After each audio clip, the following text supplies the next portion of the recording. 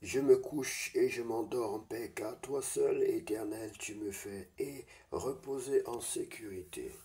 Bonsoir bien-aimés, c'est l'heure de la prière et de la repentance. En ce jeudi soir du 3 juillet 2025, nous avons démarré ce moment avec un décalage, bien-aimés. Soyez bénis. Prions ensemble. Seigneur Dieu, alors que la nuit s'installe, je viens te remercier pour ce jour qui s'achève. Merci pour chaque pas parcouru, chaque parole échangée et chaque respiration offerte.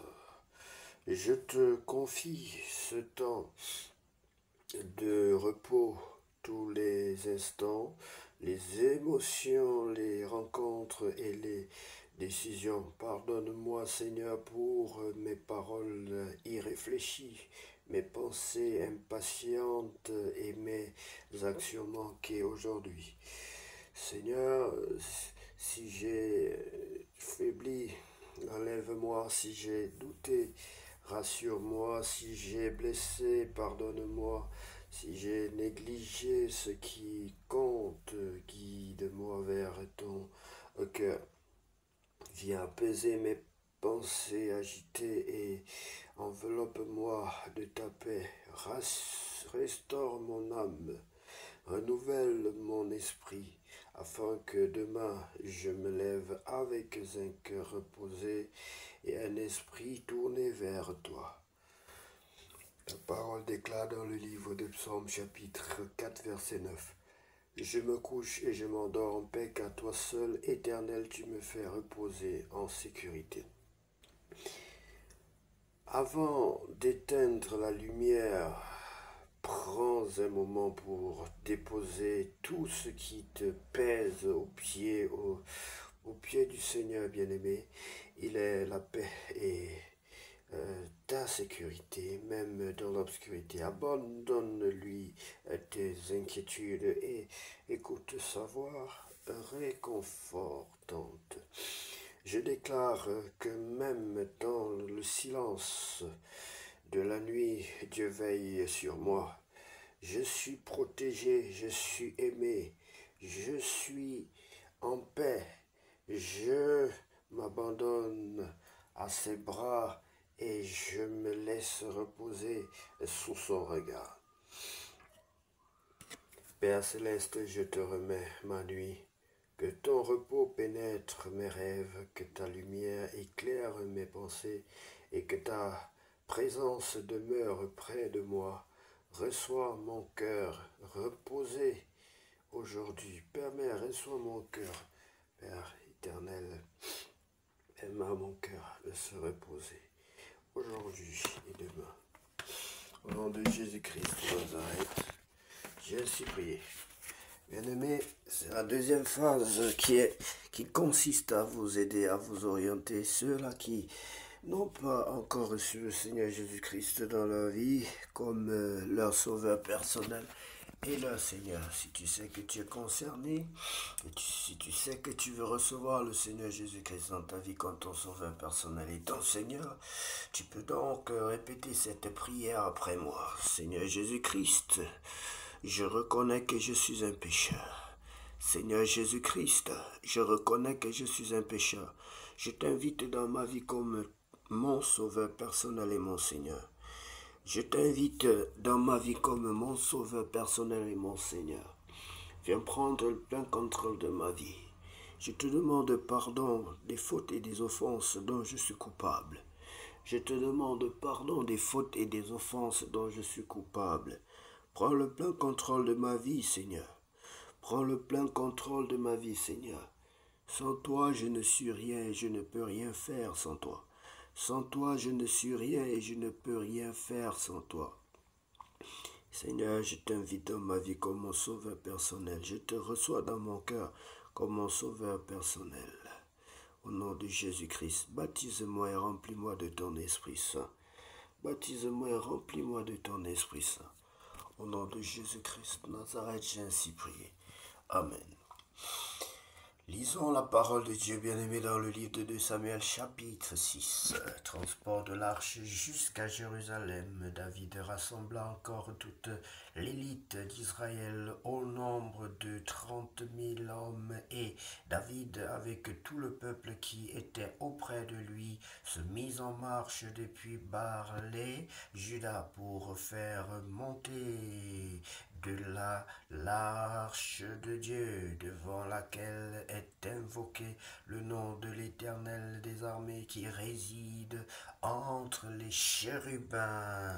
Au-dessus de l'arche, ils mirent sur un char neuf l'arche de Dieu, et l'emportèrent de la maison d'Abinadab sur la colline Uza, et Achjo, fils d'Abinadab, conduisait le char neuf.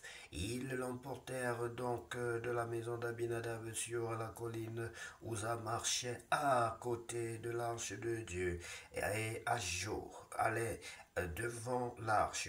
David et toute la maison d'Israël jouaient devant l'Éternel de toutes sortes d'instruments de bois, de cyprès, des harpes, des luttes, des tambourins, des sistres et des cymbales.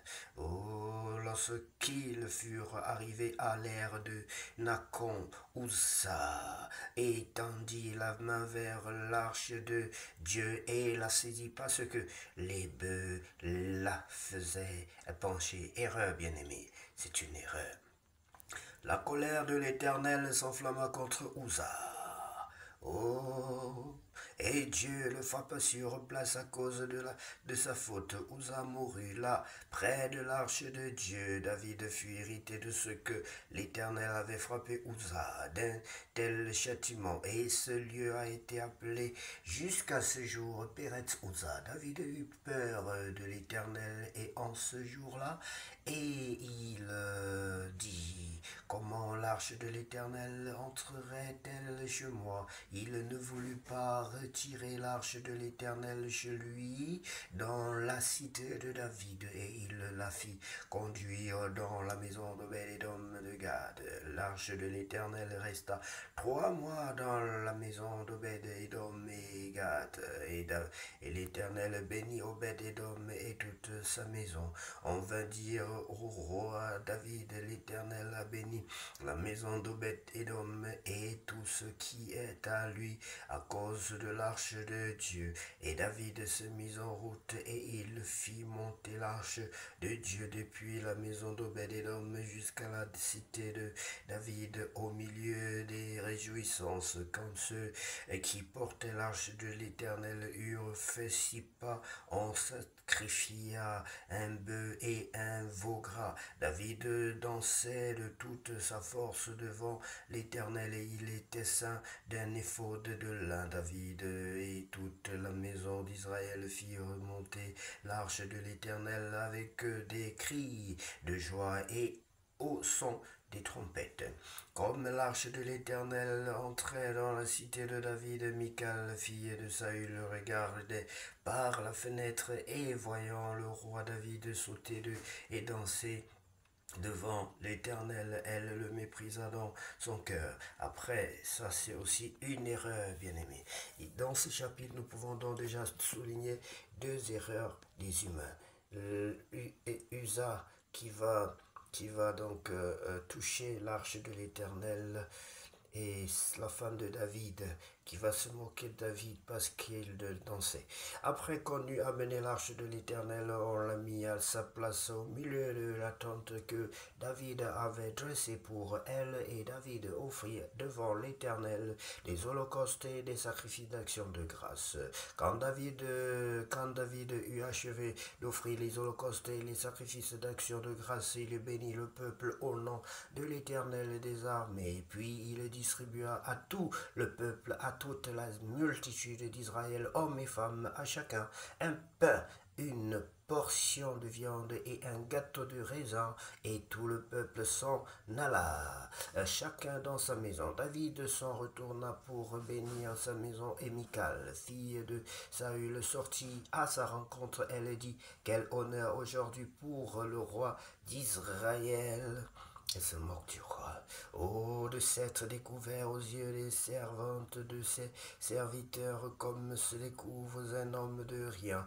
David répondit à Michal: c'est devant l'Éternel qui m'a choisi de préférence à ton père et à toute sa maison pour m'établir chef sur le peuple de l'Éternel, sur Israël. C'est devant l'Éternel que j'ai dansé. Je veux paraître encore plus vil que cela et m'abaisser à mes propres yeux. Néanmoins, je serai en l'honneur auprès des servantes dont tu parles. Oh, Michal, fille de Saül, n'eut point d'enfant jusqu'au jour de sa mort.